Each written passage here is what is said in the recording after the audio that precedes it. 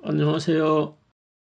사실은 오늘은 영혼이 영원한 것처럼 육체도 영원할 수 있는가에 대한 이야기를 하려고 예고도 미리 해드렸었는데 좀 생각을 해보니까 그건 너무너무 중요한 이야기라서 불쑥 던지듯 하고 말 이야기가 아닌 것 같아 조금 더 미루고 다음으로 넘기려고 합니다.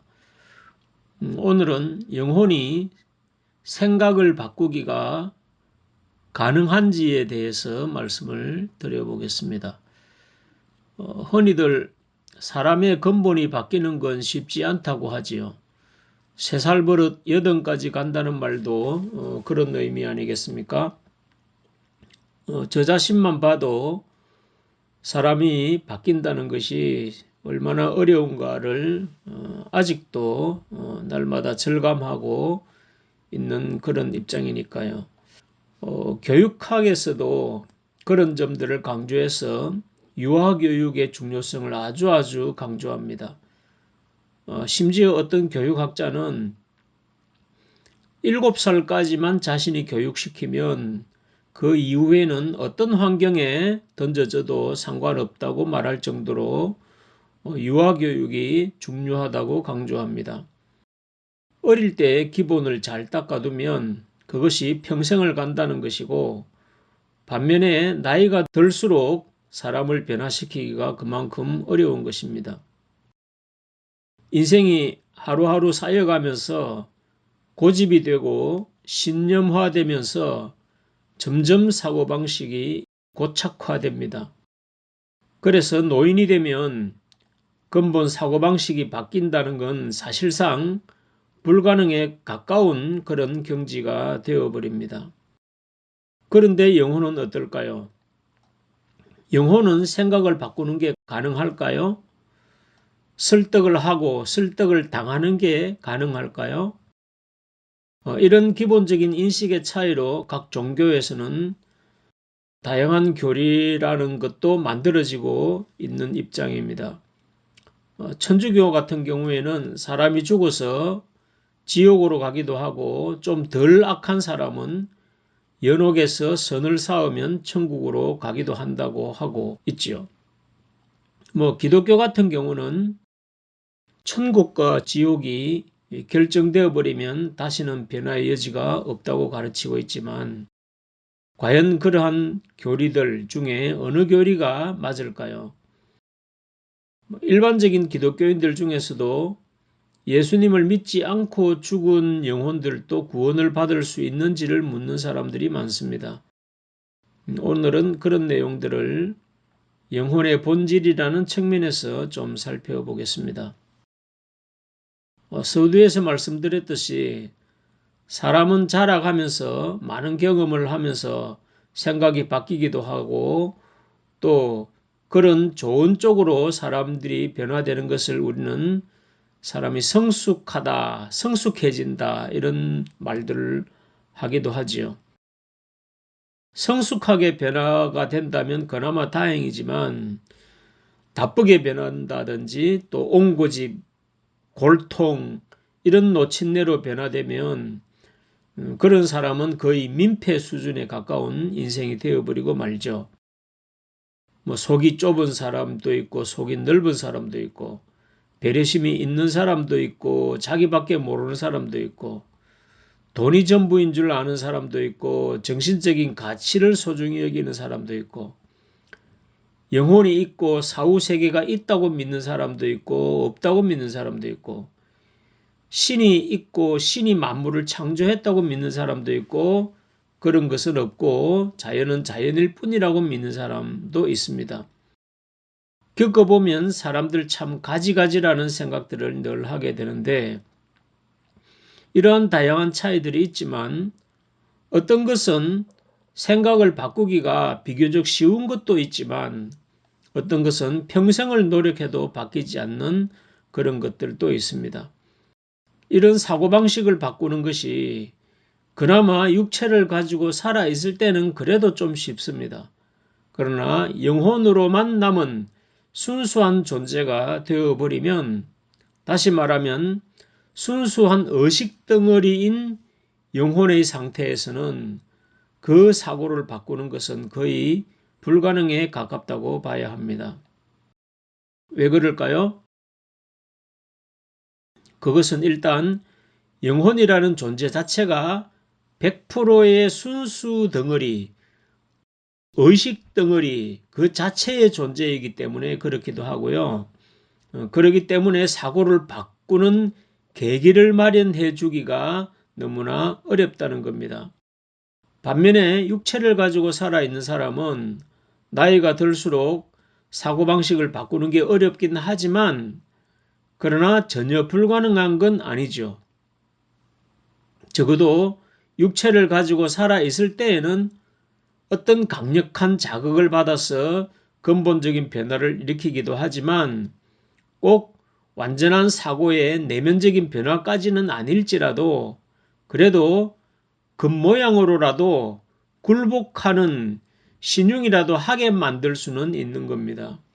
왜냐하면 육체를 가지고 있을 때에는 육체에 관련된 것으로 그 사람의 변화를 유도할 수 있는 너무나 많은 유인책의 수단이 있기 때문입니다. 자, 예를 들면 자녀들에게 아무리 하기 싫어하는 일이라도 자녀들이 좋아하는 용돈을 듬뿍 쥐어주면 아무리 싫어하고 원치 않을지라도 하도록 만들 수 있잖아요. 사실 우리가 직장 생활이라는 것도 뭐 하고 싶어 하는 사람이 얼마나 될까요?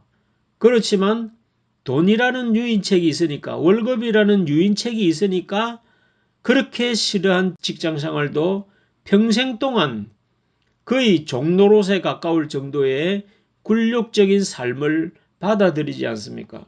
그렇게까지 했는데도 말을 안 들어먹으면 어떻게 할까요? 주먹을 한 방 날리면 또 말을 듣게 만들 수도 있는 거잖아요. 뭐 폭력이나 뭐 공갈 위협을 한다든지 뭐 심하면 고문 같은 그런 강압적인 수단으로도 사람을 강제적으로 변하게 만들 수도 있는 겁니다.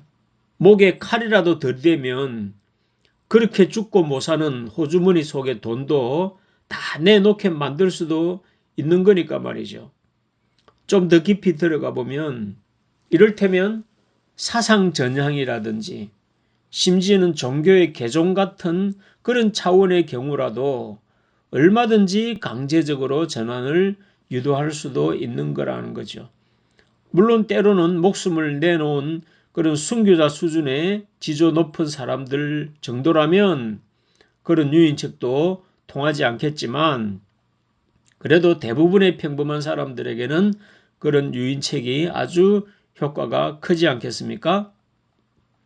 교회에도 보면은 교회 나오는 것이 죽기만큼 싫어도 뭐 아까 말한 것처럼 부모님이 용돈을 주는 유인책이라든지 또는 뭐 직장 상사의 무언의 압력 때문이라든지 또 마누라 등살에 못 이기서라든지 또 사랑하는 연인이 원해서라든지 등등의 다양한 이유로 본인은 원하지 않지만 상황에 맞게 얼마든지 자기의 근본적인 뜻을 감추고 순응하게 만드는 것은 그렇게 어렵지 않은 것입니다.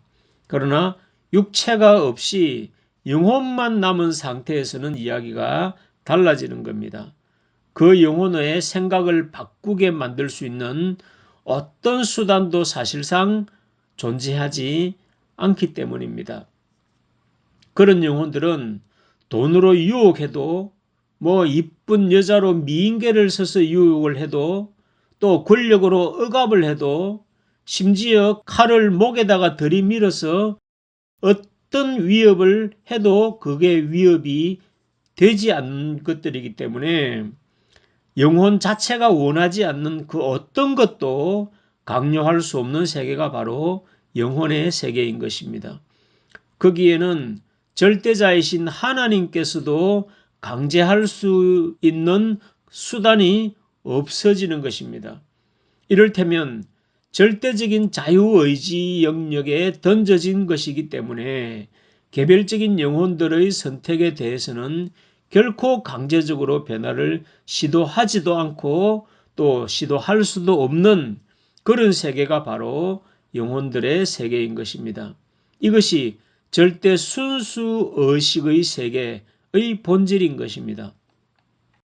영혼들은 이미 살아있는 동안에 보고 들은 모든 경험과 지식적인 의식으로 고착이 되어 있기 때문에 자기의 생각과 조금이라도 다른 뜻에는 아예 관심도 토론도 불가능하게 되어버립니다. 자존심을 상하게 하는 그런 어떤 내용들도 받아들이지 않으려고 하게 되기 때문인 거죠. 그냥 자기 생각 속에 갇혀서 그냥 평생을 영원히 살아갈 수밖에 없게 되는 것이 바로 영혼의 본질인 것입니다.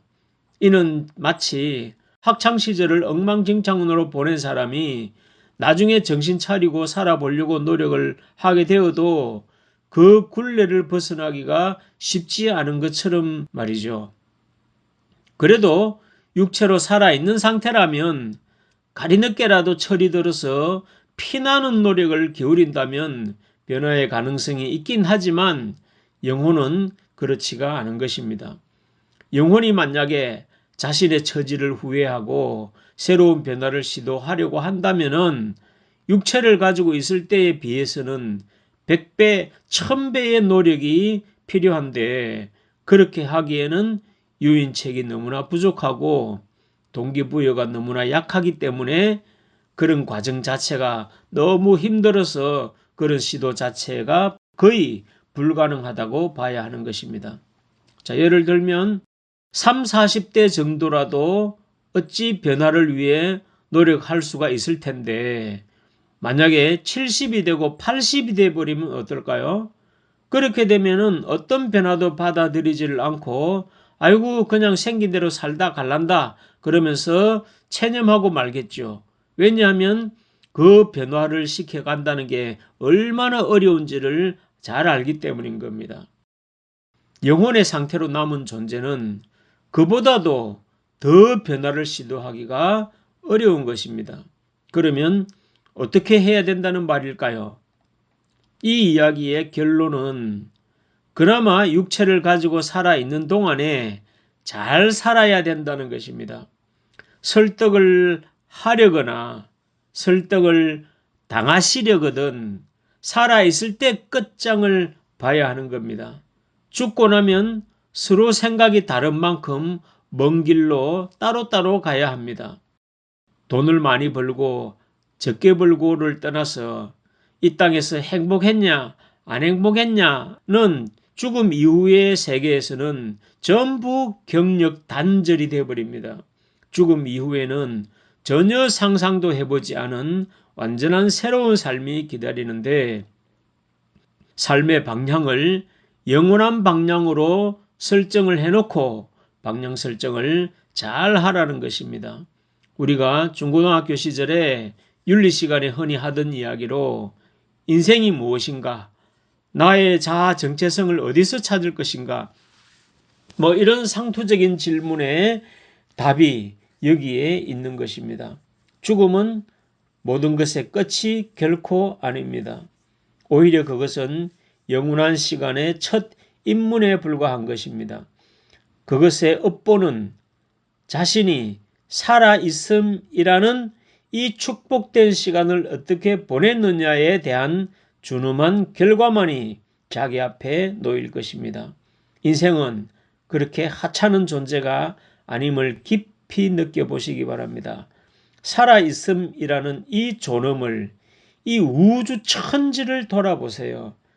그렇게 귀하고 귀한 존재가 생명이라는 이 존재의 가치인 것입니다. 이 우주를 통틀어 생명만큼 가치 있는 것은 없습니다. 그러한 귀한 것을 여러분들 각자가 하나씩 다 가지고 있는 것입니다. 그 기적적인 축복을 꼭 확인해 보시기를 바랍니다. 오늘은 여기서 마무리하겠습니다. 감사합니다.